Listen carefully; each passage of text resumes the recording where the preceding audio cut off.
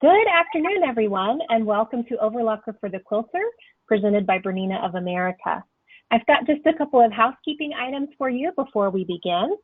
On the right-hand side of your screen, you're going to see a link for questions. So it looks like a little chat bubble with a question mark in it.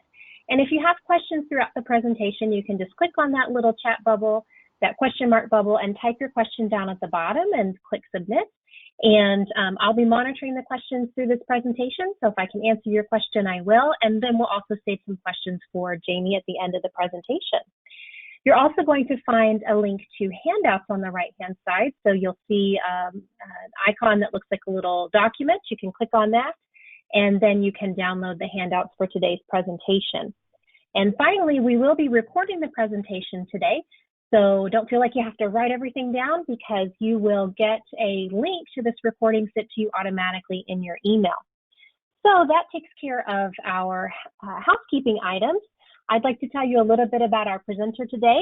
Jaime David is the Overlocker Specialist for Bernina of America, and she has been in that role for 5 years. She really has a wealth of knowledge on quilting and garment construction, and especially on overlockers. So I'm really excited for her presentation today. Welcome, Jaime. Thank you, Christy, and thank you all for joining us this afternoon on a Friday. I hope you have lovely weekend plans.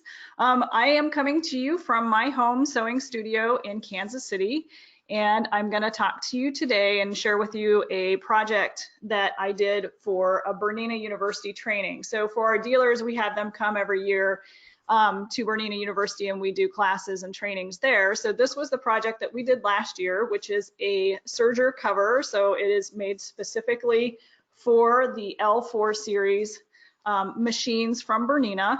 It's a pattern that I wrote, and the directions are actually in that handout that Christy mentioned. So if you're interested in making this at home, you can download that handout. You can watch the recording of this webinar as you go through if you need more information. And yes, like she said, I'm available to answer any questions. So if you've got questions as we go along, just send them over there into that chat, and we'll get to those probably at the end of the presentation. So I'm going to go ahead and share with you just the PowerPoint, and I'll talk a little bit about the machine as we go through this as well. There we go. So you may be here as a quilter thinking, I do quilting. I don't really know how an overlocker machine, a serger, same thing. I don't know how this would work into my quilting practice and what I need a machine for. So I just have a list here of a few basic things that you can use this machine for that are specifically related to quilting. So first of all, it makes a really nice tidy seam, because it cuts the fabric and then finishes the edge with 2 looper threads as you sew. And so this is really nice because then the fabrics don't fray apart. So it's perfect for any sort of basic geometric pattern in terms of quilt piecing. So if you can see the image there on the PowerPoint, the quilt that's behind me or behind the machine there is, I think that's called Yellow Brick Road. It's just a basic square rectangular shaped pattern, but log cabin, rail fence, those kinds of patterns work really well for an overlocker. And then the nice thing is that quilt top, all the edges are finished. It also is great for attaching binding, and that's something that I have integrated into this project as well. So I'll show you how to use it to attach binding, which is really very similar to what you're used to doing on your sewing machine anyway. Another couple things is just for edge finishing. So you buy your fabric, you want to pre-wash it before you cut it up for your quilting. You can just run this through and do a simple overlocked edge, put it in your washing machine, and then your fabrics, if you're washing multiple pieces of fabric, it doesn't fray apart and turn out into like a big wad of fabrics attached together. Same kind of concept if you finish a quilt top. You could finish the edges of that quilt top before you take it to your long arm or your long armor. It just keeps the integrity of the piece. The fabric doesn't fray apart as easily if you have that edge finish on the quilt top. So I think in particular, your textiles that lend themselves well to being overlocked would be things that are loosely woven. your plaids and flannels, linens, things that like to fall apart a little more easily are great textiles to use on the overlocker with quilting or just in general. We're working today with the L460 overlocker, and I've got it sitting here next to me. And this is one of our newer machines, and I really love the features on this machine. It has a lot of things that are kind of unique to Bernina built into this machine. It does come standard with a seam guide, and I'm going to talk about that a little bit later. I'll show and explain it, but it does come off, and it just clips right around here on the stitch plate. And I think that's great especially if you're learning, you're new to overlocks and you're trying to keep your fabrics straight. That's a good little tool to have. We also now have the ability to put the freehand system on this machine. So this is the only overlocker that we currently have that has the freehand system available. If you're used to using a Bernina sewing machine, you know that this is basically, you put it into the machine and you can use it with your knee to raise and lower the presser foot. So if you've ever been working with this machine and you've got something fussy that you're trying to get in underneath the presser foot, it is really helpful to have that freehand system so that you can keep your hands on your project as you place it into the machine. In addition to that, the 460 does come with an extension table, so it has a lot more working space out here to the left. You can see it really well on the slide. That comes on and off, and that comes standard with the 460. We do have another machine, the L450, which is kind of a lot like this machine, similar features, but this has more stuff. On the 450, you can add the extension table, but you cannot add the freehand system. So they don't come with, well, these two things come with the 460 and the 450 basically. If you wanted to add the table, you can do that. The other really kind of cool thing that's a little bit more nuanced about the 460 is that it has built into it a DC motor. Most overlockers have an AC motor. That's an alternating current. So the DC motor is like what is in our Bernina sewing machines, and it allows for you to have that strong piercing power and that stitch by stitch control. So it basically gives you the ability to go really slowly in addition to having like strong performance and speed. So the DC motor, because that's in here being the same as the sewing machine, allows us to use the power cord and foot control also from our Bernina sewing machine. So if you have a current sewing machine, like I've got my 475 set up over here, which is kind of my go-to machine, it's like I could swap these two machines and just leave the plugs plugged in and at the station. So the power cord and the foot control can just sit there, and I can just move machines around wherever I want, which is kind of, that's actually a great, I think a great feature if you move machines around as much as I do. In addition to that foot control, the Bernina foot control that comes with the 460 is the version of the foot control that has the back kick needle up down function, which means now that you have the ability to raise and lower the needles on the overlocker with the back kick function. So you can, if you wanted to drop your needles into your fabric, you can press on the heel of the foot control and the needles will go down and stay down. This is programmed also to stop with the needles in the highest position, which is great for threading and doing any kind of changing and setups. In addition to that, a pretty nice feature, in addition to just being really pretty quiet for an overlocker, is that it has LED lighting. So there's two LED lights on this machine, one that shines right into the looper area. So when you're threading, one of these lights shines right into the machine here and you can see very easily what you're doing.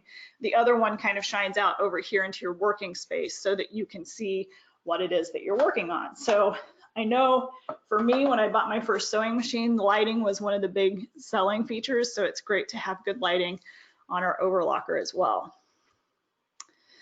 So our project today basically is going to consist of 3 techniques for quilting that I want to share with you. The first being the 1/4 inch piecing and how to set that up on this particular overlocker.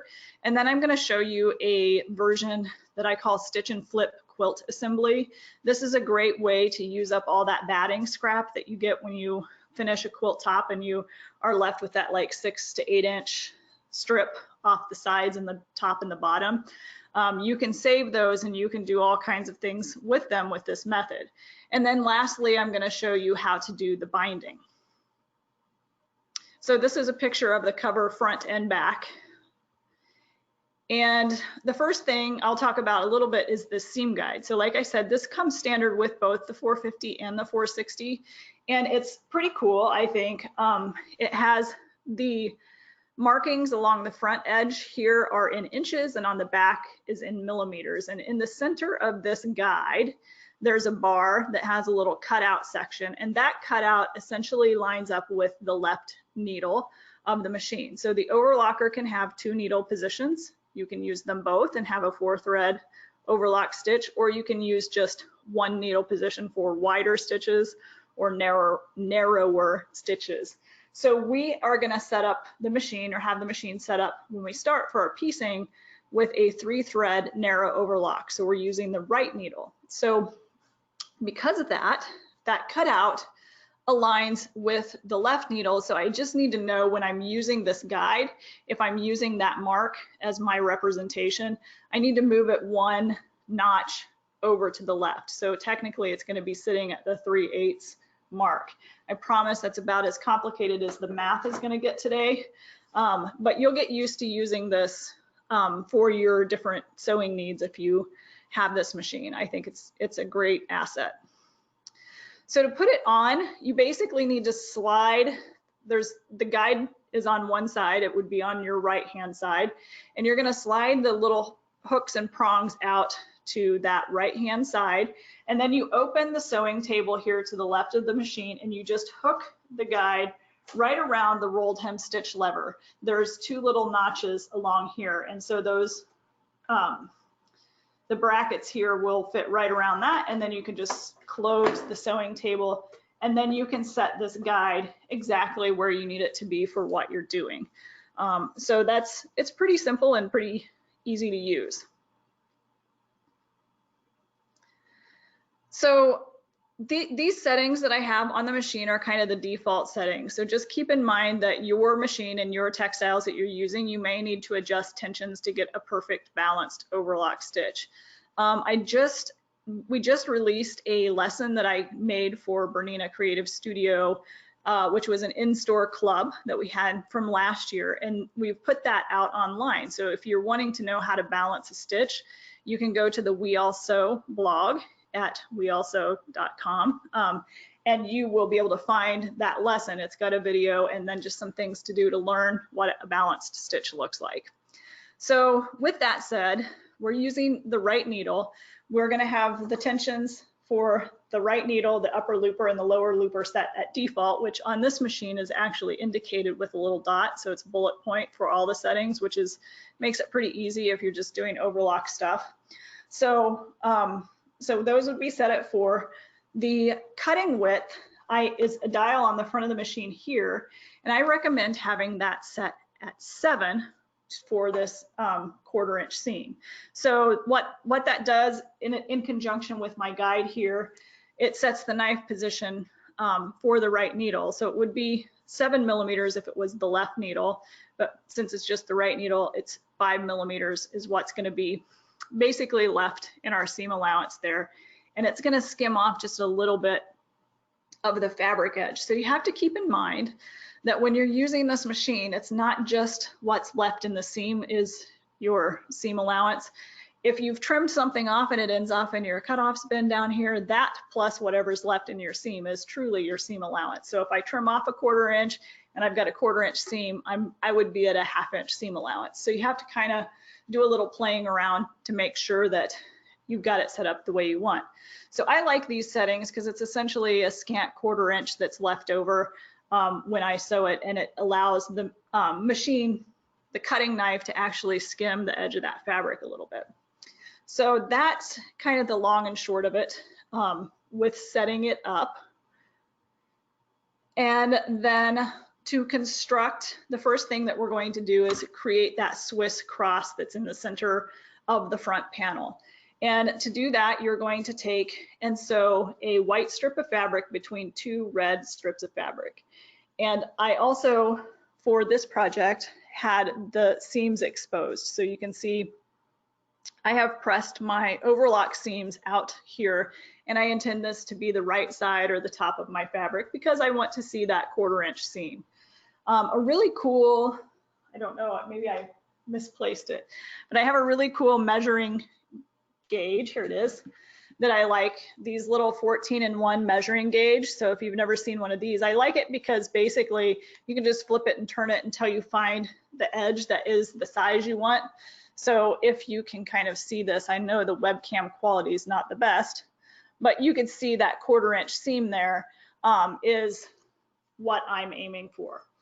So once you have the center piece made here, you're gonna subcut this into 2 2.5 inch strips so that it becomes little stripes.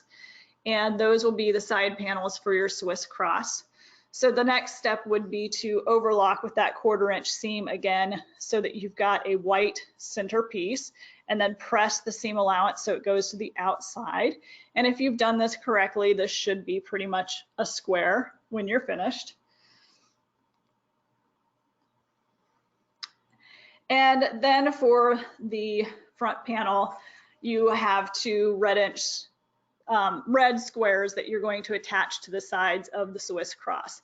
So for this, I didn't want to see the seams necessarily right there, especially with the white thread. So it would be a right sides together construction, and those seams would then be hidden behind that Swiss cross. So that's the front center section. And we're just going to set it aside for now. And I'm going to talk about assembling using that stitch and flip method. So for this method, you could technically do this with a 3-thread overlock as well, but I want to, well, I had them in the class do the 4-thread overlock because it's a stronger stitch. It's adding that left needle. So now you have 2 needles. And so it's a stronger stitch. It's going to be a wider stitch as well if you've adjusted your cutting width. But when you're going through all those layers, because we're going to start making quilts, we're basically going to be sewing 2 quilts together. So when we're doing that, having a strong overlock stitch with the 2 needles is a nice advantage that you have with this machine. So to add the needles in, one thing that's cool about the Bernina Overlocker, first of all, we have this cutoffs bin that attaches to the front of the machine, and it collects all the trimming or the cutting that is done by the knife when you're working with the machine. For the most part, the machine gets fuzzy and dirty. Actually, if you could see really well on mine, you see a lot of fuzz in it right now.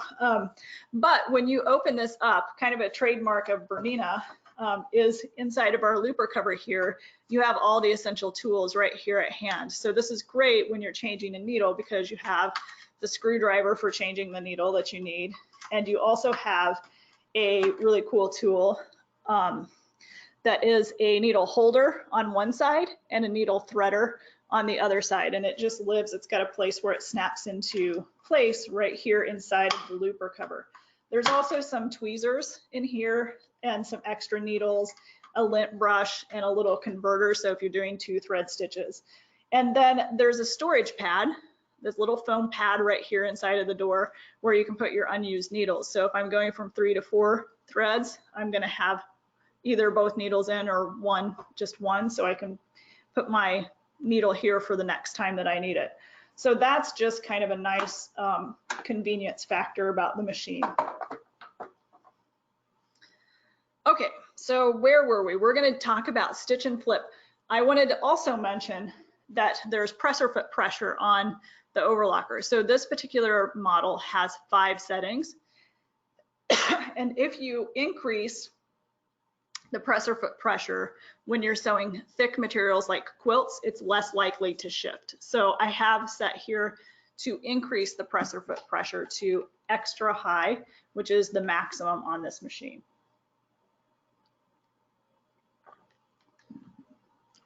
I also have on the settings chart there to increase the stitch length. And just sometimes when you're sewing thick things, increasing that stitch length is helpful. It just helps move the material along a little bit quicker without that thread kind of spinning out or pooling up if the material's thick. All right, so here's kind of the fun part, or the little like kind of lesson to learn about how to assemble this center section. And for the back, basically I just made stripes of this Bernina fabric, so it's got Bernina branding.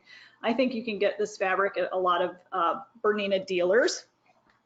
So we're just going to piece that in rows, and this is basically what I'm talking about when I say it's a great use of those skinny batting strips, because you're just going to sew them in as you go. So to do that, you're going to make a basic quilt sandwich, and then you're going to add layers to that quilt sandwich, and then we will run it through the machine with a 4-thread overlock. So I've got some slides here that's just going to kind of basically build that quilt sandwich for you. So this would be the back fabric. My back fabric when I was doing the project over here was not, it really didn't have a right side or a wrong side, but if you had one that was printed, right now it would be wrong side up. So the right side's facing out. And then you put your batting down, and then you put your top right side up. So it's basically a finished quilt sandwich. And now we're going to add to it. So we're going to put right sides together, the next stripe, and on top of that, we're going to put a layer of batting. I like to sew these with the batting being the thing that's right underneath the presser foot. So now I need to add my back fabric, and you intuitively think you would just add your back fabric right on top of that batting, but we want that seam to be encased inside of this piece. So you actually will be adding that to the back, and it would be right sides together. So you'd have another backing fabric right sides together with the one that you laid first. So once you get that concept, you're just going to basically be building and sandwiching and building and sandwiching until you have your 4 stripes. So you'll go ahead and sew that with a 4-thread overlock stitch, and you can set a 4-thread overlock to be about 1/4 inch too. And then you can, when you're done sewing, you can press and open those layers and press them over. So there's a lot of generosity in this pattern too. That's one thing I wanted to say. It's built with some ease in mind in terms of using an overlocker. So it's not like precision like a lot of quilt patterns and things would be. You're going to make this, then you're going to trim it. So it's made to be bigger than what you need so that you have some flexibility on either side. So you're going to just keep creating those layers 1 row at a time. So you can see there in that bottom image, I'm starting to build back up my next row. And same thing, I'm just going to keep opening those up and pressing them. So I do have mine finished here. So this would be the back panel, and you can see here's my top and batting, and here's my seam. So my seam is running right here, and here's my background fabric. So you just open these up, press them together, and that's the stitch and flip. So once you're done building the back, you're going to trim it down to about 15 inches wide. So my stripes were vertical, so 15 inches this way, and then 13 inches tall. And I just basically measured my machine. So if you've got a different machine than this and you want to adapt the pattern, just kind of measure how tall you want it to be at the back, how much you want on the top, and then it's a little bigger for the front because it comes down at an angle. So it's just pretty simple idea. So we're going to attach then a piece of fleece right to the top of this. So for that part, actually, I don't have anything on the back. So the seam is right here and it's exposed, but that fleece works well for the top because it's soft and it just lays right over the top of the machine. And it's an easy way to put it together. So now we will finish making the front panel using that same stitch and flip method. And to do this, you can determine if you want your Swiss cross to go in the center like this, or if you want it off to one side, or you can even, there's really enough that you see it can have a horizontal orientation or a vertical orientation based on how you cut this piece in the end. But you're essentially going to add those quilt sandwich pieces to either side. So you can see here, there's my front, and I've just added that to either side. If I wanted this at the bottom, I could just shift it down one panel. So you'll add those two to the sides, and then you will trim that top or that front panel to 15 inches by 14. So it's a little longer than the back because of the shape of the front of the machine.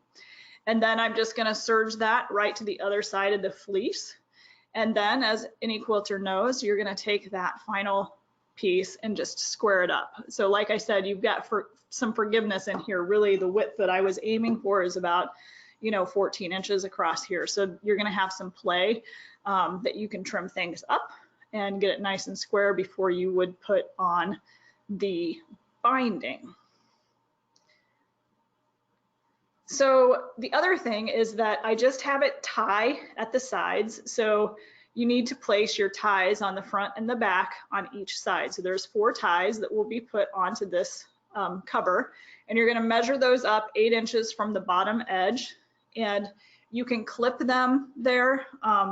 These Clover Wonder Clips, which I know most quilters have probably used or encountered at this point, these are great for working with an overlocker because it has the knife.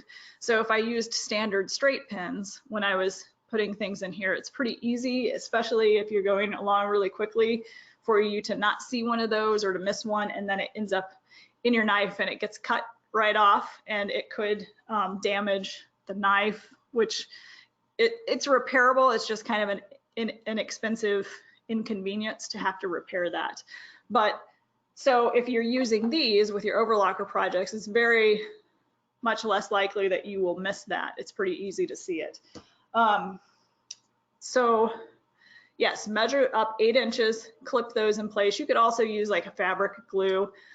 When I did it, I made sure that they stuck out a little bit even further, so because it's going to get trimmed off. So I wanted to make sure that I saw them when I was coming up to them and sewing them, that they didn't shift or move in my project. So you'll get your ties placed, and then you're ready basically to add the binding. And when adding the binding, I would go ahead and get this seam guide off of here, just because you've got a lot of layers and you're following the edge of your fabric piece there. So you're going to want to pre-make your binding just like you would for any quilt. I did a 2.5 inch and then just folded it in half, and you can cut that at a miter if you want when you begin. And you're going to leave basically a 6-inch tail. So you're going to put the raw edges along your edge, and you're going to put them on the machine so that it starts back here with about 6 inches extending beyond the presser foot to the back. Because when you come back around, you're going to just do a fast method of tucking that binding back into itself and sewing right over top of it. So it's pretty similar to how I do binding on a sewing machine. But you're just going to start sewing. You can use that 4-thread overlock or a 3-thread overlock setup that you like, but you're going to want to pay attention to when you come to the ties to make sure that they don't move and they get sewn in when you're sewing this on as well. And then when you come up to the corner edge, you're going to stop about 1/4 of an inch from the end. And this is easy to do because of that DC motor and the fact that you can go kind of stitch by stitch and a lot slower on this machine. You'll get good at kind of eyeballing that too. So close generally works well enough. So once you get to about 1/4 of an inch, just raise the presser foot and then remove the fabric out from underneath a little bit, and then put the foot back down and just chain off. So you've got a little thread chain. You're not unthreading the machine or doing anything like that, but chain off enough so that you can turn your project, fold your miter corner, and place it back in front of the knife here and sew your next side seam. So you're basically going to do that until you come around to, oh, here's my pictures. Sorry guys, I kind of left you hanging on that. So you can see those pictures down there in the bottom corner. I'm folding that mitered edge, And then placing in front of the presser foot, a good point too is that you can use the freehand system to help you position that corner back into the machine. And you're just going to keep doing that until you come back to the beginning, and then you will tuck that binding in on itself and just veer off the edge when it's overlapped.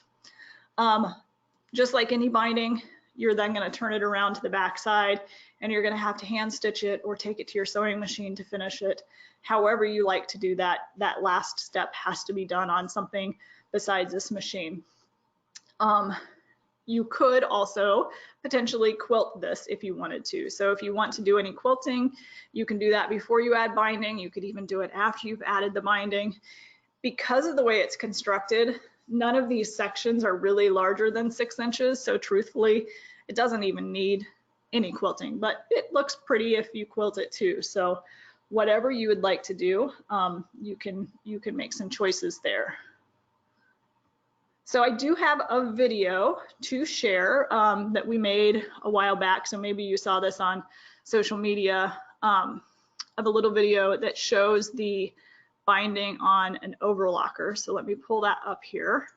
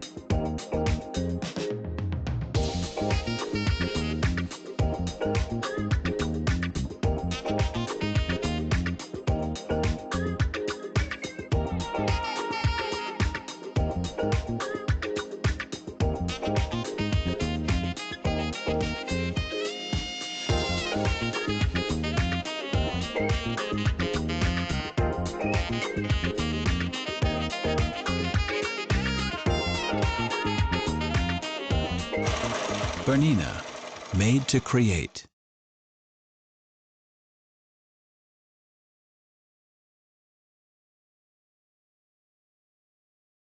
Okay, so that was the video that showed the binding, and I did notice when we made that video, I was doing a 3-thread overlock, so it was probably with the left needle. It was a little wide, but I wasn't using 2 needles.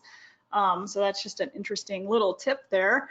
But if you've got any questions, shoot them over into the chat section there. And then I do have a poll. So we are curious to know if you have an overlocker and which one. So I've got a poll that Christy's going to put up for us. And if you'll fill that in real quick, that would be great.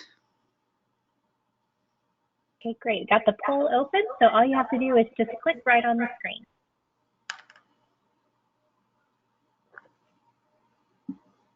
So we're curious if you have the 460, 450 machine, or if you have like maybe an older Bernina model or another brand model, or maybe you don't even have an overlocker at this point. You're just kind of curious about what the machine can do.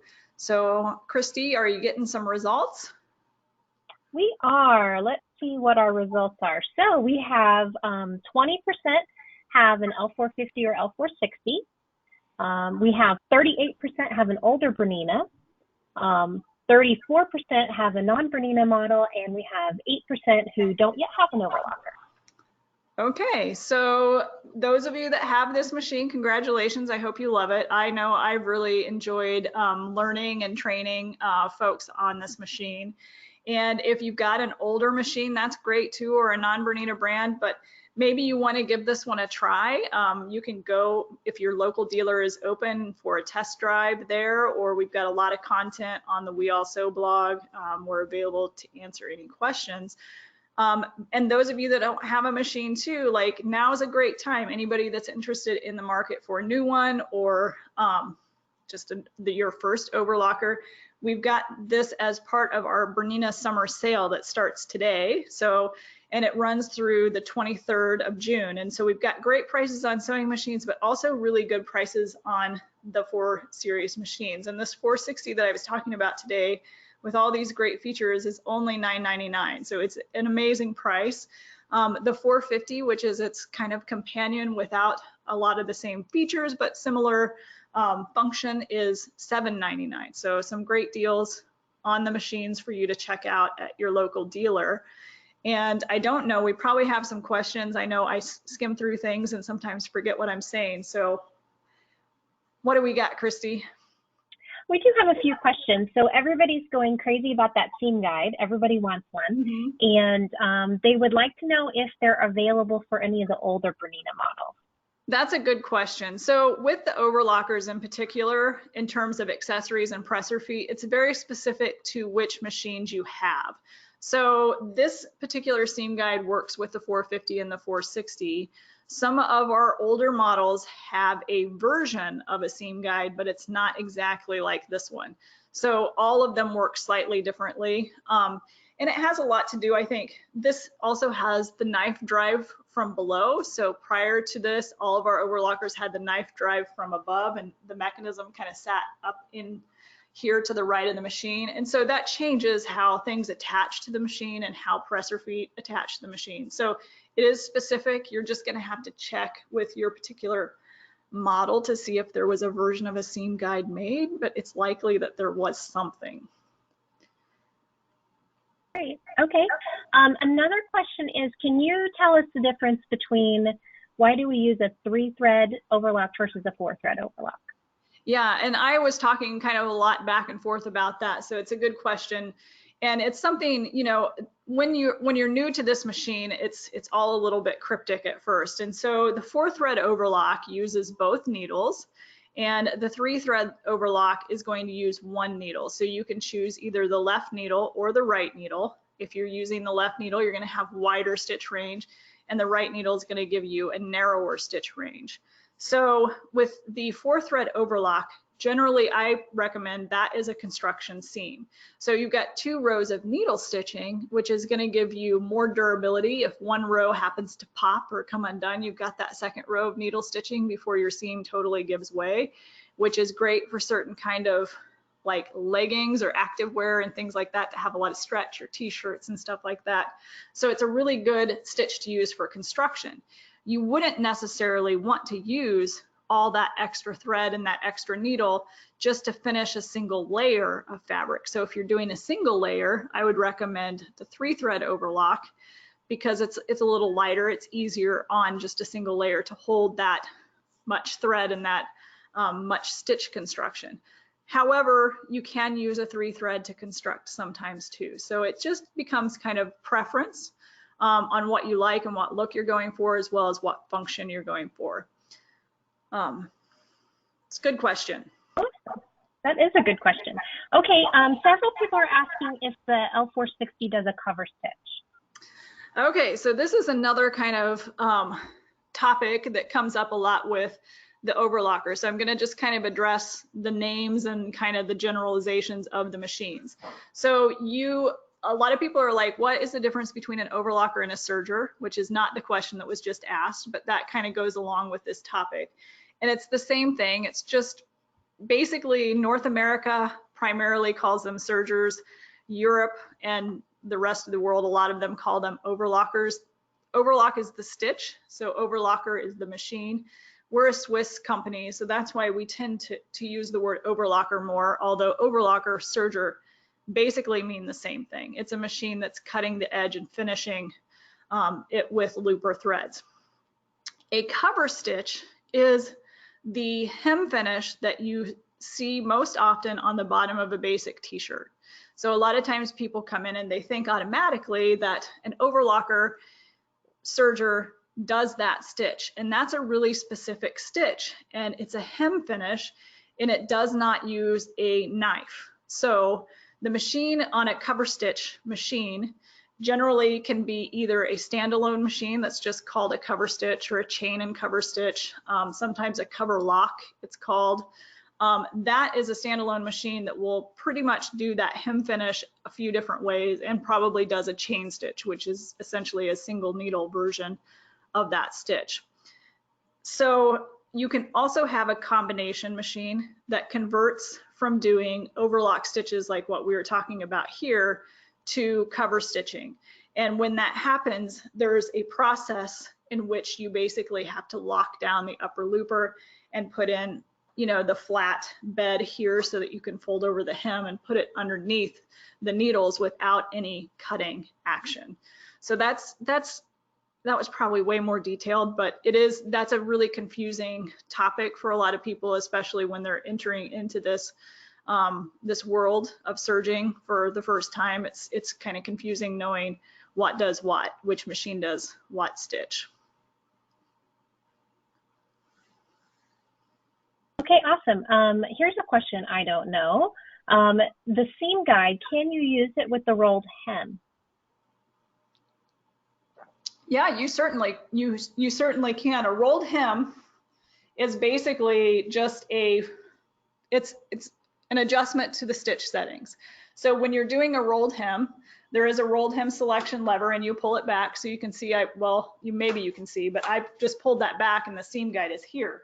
You're going to want to make sure that that falls right along about as narrow as possible for a rolled hem. But I mean, I guess that it doesn't have to. I take that back because, you know, your cutting knife here is going to do the job. So it's going to trim your fabric edge. When you move this selection lever back, that's what pulls the stitch finger out from up here where the needles are, and the fabric begins to curl. The other thing on a rolled hem that you're going to do when you're setting up your stitch is you're going to take your stitch length down really, really far. So it becomes like a satin stitch on your sewing machine. So it's making a lot of short stitches in a short distance. So it fills that edge up and curls the fabric as it goes. So yes, you can use that. You can use the seam guide with a flat lock too, which is great. Especially I made a pillow with some of that fancy Renaissance ribbon that's, you know, woven ribbon, and you don't want to cut that because the minute you cut that ribbon, it's going to fall apart, fray apart. So when I made that with the flat lock stitches, I definitely put my seam guide on here so that I could keep my fabric edge straight when it went through the machine and not get into my loopers, because it was basically, if the knife is gone, then you could potentially have that fabric roll too far to the right.